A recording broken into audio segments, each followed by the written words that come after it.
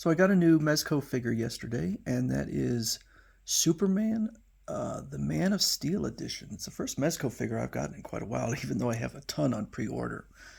Um, so you can kind of compare it a little bit to my only other Superman, which is the Christopher Reeve version. Let me make some room here. So obviously, this one has a Christopher Reeve-ish physique. This one has a more muscular, bookish physique and a very chiseled face. I'm not my favorite face. It almost seems a bit like too rugged for Superman. I don't really think of Superman with that kind of chiseled features. Um,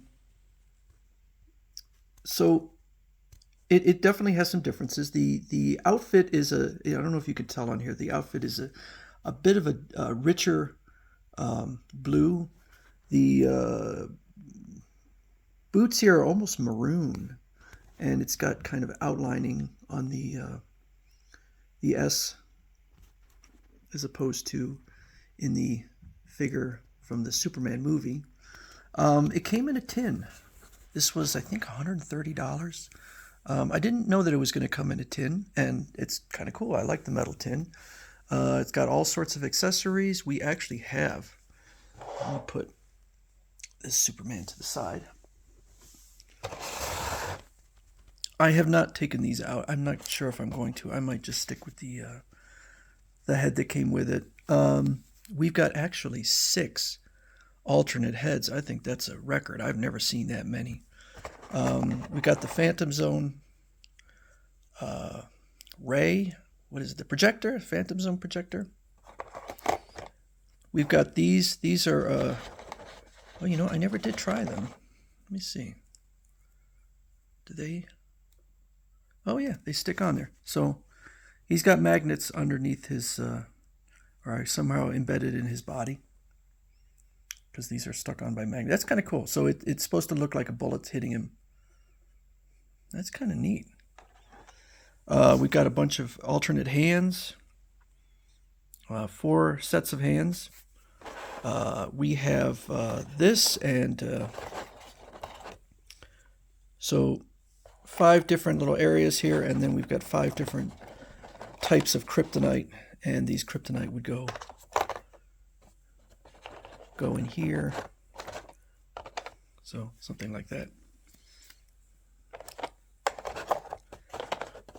Then we have some effects here. We have the one head, which is, I can get this out. Doesn't want to come out. Basically, it's got the vision in there. So you would attach that like his heat vision. We have a little Starro star that could fit over his face. And then we have, let's see, is this? I'm not sure. This is magnet. I guess it's not magnet. It'd be too big anyway. We have the Black Mercy. And so the Black Mercy, and I guess it kind of folds around him so you can have it. This is from the story For the Man Who Has Everything, I believe, by Alan Moore. One of the best Superman stories ever. So I highly recommend reading that one. I am never going to put this on there because if there is a point of possible damage, that would be it. So I have no interest in risking damaging his shield, his crest, whatever you call it. As always, very nice figure. The belt is a separate piece. The underwear, separate piece. The boots are separate piece. They're not removable. He's got decent articulation in the ankles. That's often a problem with the Mezco figures. You can see the S on the back of his cape. He's got wiring in the cape on either edge there. Again, I'm not super into his face.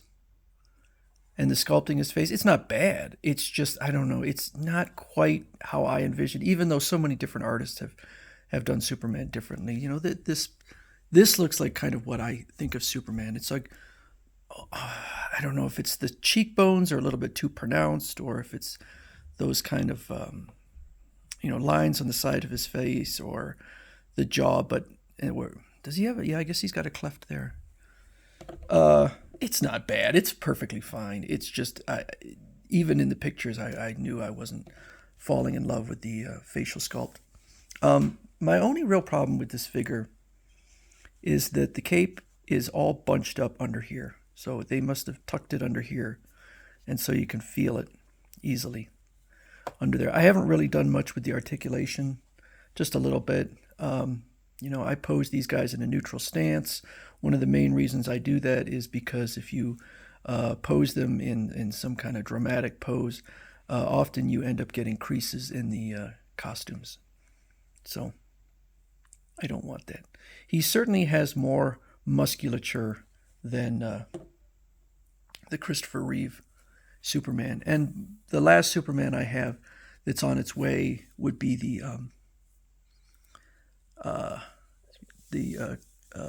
what is it? The Justice League one with Zack Snyder one that's in black.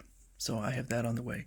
If I had one hope for a Superman going forward, it would be a sort of a 1940s Superman, the kind of the barrel-chested Wayne Boring type Superman.